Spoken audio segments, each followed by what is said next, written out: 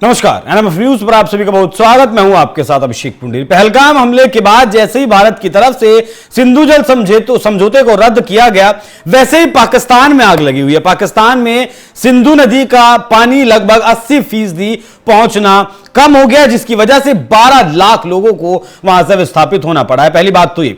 दूसरी बात, आसिम मुनीर 2 महीने में दूसरी बार अमेरिका के दौरे पर गए हैं, ट्रंप के द्वारा बुलाए गए हैं। पहली मीटिंग में मुलाकात हुई ट्रंप के साथ और ट्रंप व्हाइट हाउस में बैठकर 2 घंटे की चर्चा हुई। उसमें क्या हुआ वो भी कई बार हम आपको बता चुके हैं, लेकिन अब माइकल कुलिरा जो सेंटकॉम के कमांडर थे, उनके विदाई समारोह में आसिम मुनीर अमेरिका पहुंचा था और वहां एक गुप्त कार्यक्रम में पाकिस्तानी डायस्पोरा को जब वहां वो संबोधित कर रहा था आसिम मुनीर, तो उसने कई बातें कही। पहली बात तो ये कही, भारत को एक बार फिर से गीदड़ भभकी दी परमाणु बम हमले की, और साथ में यह भी कहा कि अगर हमला करता है, परमाणु हमला पाकिस्तान करता है, तो फिर उसका शिकार आधी दुनिया होगी।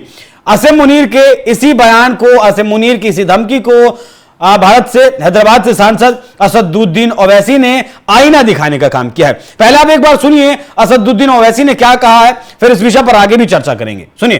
कि पाकिस्तान आर्मी चीफ की जो जबान है और जो धमकियां वो दे रहे हैं भारत को, वो कंडेमनेबल है। और अफसोसनाक बात यह है कि भारत यूएस का एक स्ट्रेटेजिक पार्टनर है और यूनाइटेड स्टेट्स की सरजमीन में बैठकर वो भारत को न्यूक्लियर थ्रेट दे रहे हैं और बिल्कुल ही एक सड़क छाप आदमी की तरह की जबान इस्तेमाल कर रहे हैं।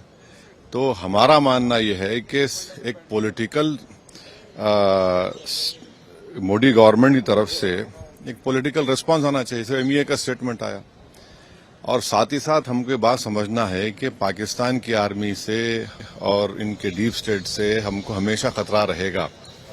इसके लिए हमको अपनी जो डिफेंस बजट में जो हम लोग कम खर्चा कर रहे हैं उसको बढ़ाना पड़ेगा ताकि हम तैयार रह सकें।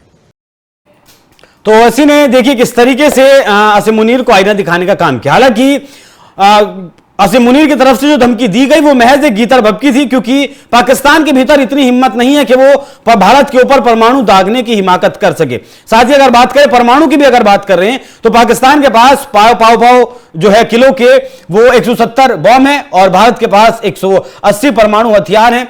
जबकि पाकिस्तान के पास जो सबसे लंबी दूरी की मिसाइल है शाहीन, वो 2250 किलोमीटर की दूरी तक उसकी मारक क्षमता है, लेकिन भारत के पास जो इंटरकॉन्टिनेंटल बैलिस्टिक मिसाइलें हैं वो 5000 से लगभग 10,000 किलोमीटर तक दूर तक मार कर सकती है। ऑपरेशन सिंदूर के दौरान भारत ने दिखा दिया, भारतीय सेना ने दिखाया कि पाकिस्तान का एक एक कोना भारत की मिसाइलों की जद में है, भारतीय सेना की जद में है। किराना हिल को जो हुआ था, विस्फोट हुआ था, उसे शायद आसिम मुनीर भूल गया है कि जहां अमेरिका के दिए हुए परमाणु हथियार रखे हुए हैं, किस तरीके से उसके एंट्री पॉइंट को टारगेट किया गया था, किस तरीके से बोरोन भरकर इजिप्ट से विमान को मंगाया गया था, किस तरीके से वहां न्यूक्लियर लीक तो नहीं हुआ है, इसे जांचने के लिए अमेरिका की तरफ से अपना विमान भेजा गया था। लेकिन आज टैरिफ डील की बात हो या फिर भारत को बेइज्जत करने की बात हो, ट्रंप लगातार प्रधानमंत्री नरेंद्र मोदी पर और भारत पर निशाना साधने की कोशिश कर रहे हैं। यह सिर्फ एक प्रेशर टैक्टिक्स है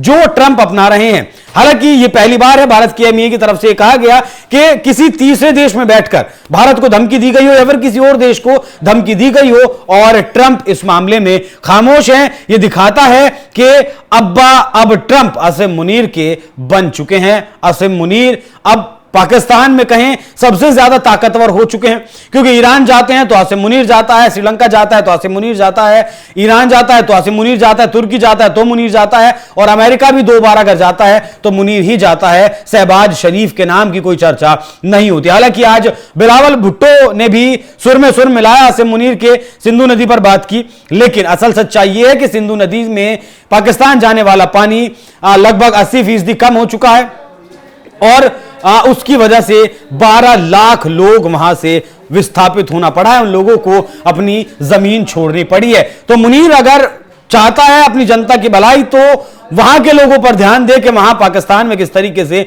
भूखमरी मच रही है, भारत को इस तरीके की इधर भपकी देने का काम ना करे। बाकी ओवैसी ने जिस तरीके से जवाब दिया उस पर आप लोग क्या सोचते हैं, अपनी राय हमें कमेंट कर जरूर बताइएगा। नमस्कार।